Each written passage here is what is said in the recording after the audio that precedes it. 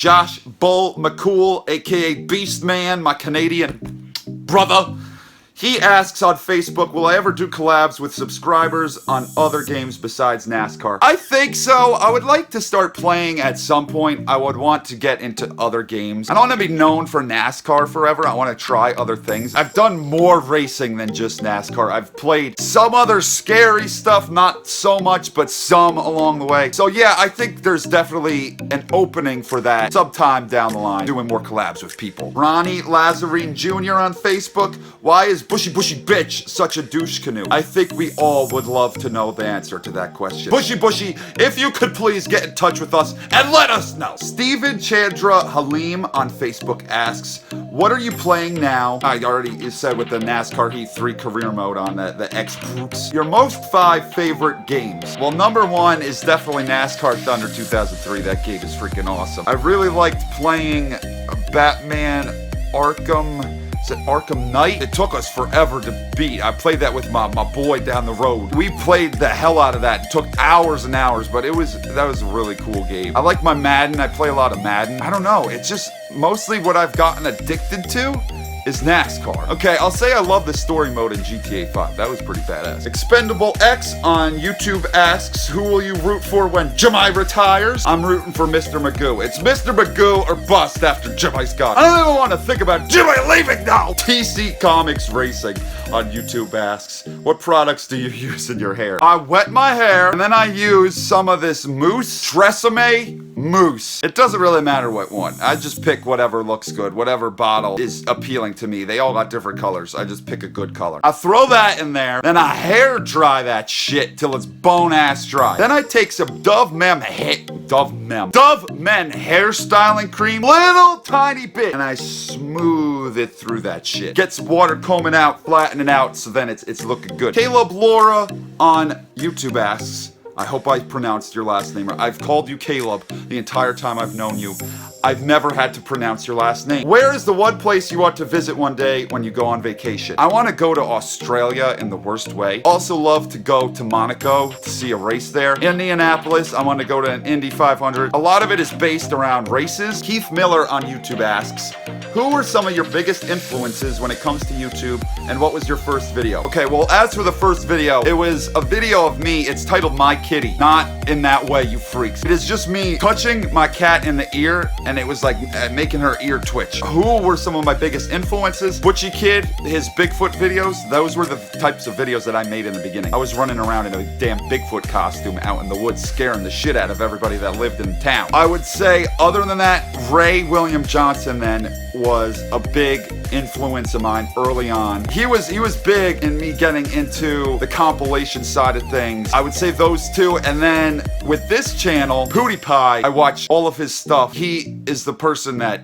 I aspire to be with my YouTube channel. Those 3 people I think have had the most significant impact on my YouTube channel. LCS Racing on YouTube asks, how would you describe the way that your life has positively changed since becoming a YouTuber? Wow. I can't even really tell you how much my life has changed since YouTube came into it. I mean, I've talked about this before, about my struggles with Lyme disease. Just before I started my first YouTube channel, 2M Media, it was looking like I really wasn't going to be able to have a regular job, going to have to file for disability, which made me feel like absolute shit. This whole YouTube thing, I kind of stumbled into. I just started making these videos, and then I found out I could monetize them and I could put ads on them. Then I had that part of my life covered, you know, I was able to start making a living. I didn't have to go on disability. In addition to that, YouTube came along at a point where I was really having trouble coping with everything that was going on around me. I wasn't happy, I was depressed, I didn't feel like I had anything really going for me, that I was just feeling miserable all the time. I was sick, and no medicine was helping me. It felt like I had nothing. And then I started up the YouTube thing, and working on those videos early on gave me something to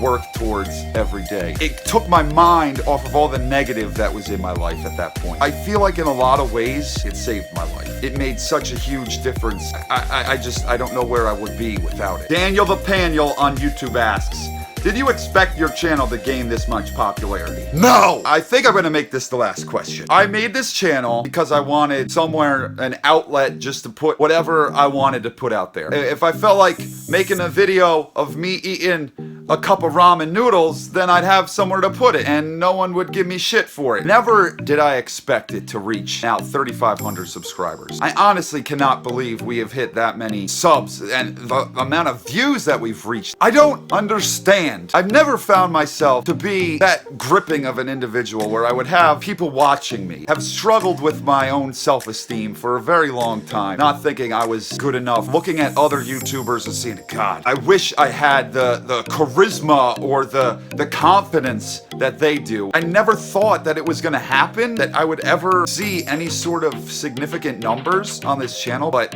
because of you guys, I have. I look at this channel and I honestly like dumbfounded. I don't know what the right word is. It's even gotten this far. You know, for how stupid I act, and you guys love it. It's crazy to me that it's come this far, and that now I'm doing a Q&A video. That you guys submitted over 100 answers to my posts. Over 100 questions. I know I'm not great at putting how I'm feeling into words. You guys made it possible. It's not me. It's you guys coming back every day, checking in on my crazy ass, and being so damn supportive. Thank you for that. Finding it in your heart to support me and what I'm doing. Every time the sub count, the number goes up. How? That's what I say to myself. How'd that happen? I don't understand. You guys have turned a channel that was just supposed to be a way for me to get out whatever I was feeling. You've turned it into something that's pretty goddamn special. I thank you for that, and I thank you for the questions. I hope this was a good Q&A. I've never done this before. I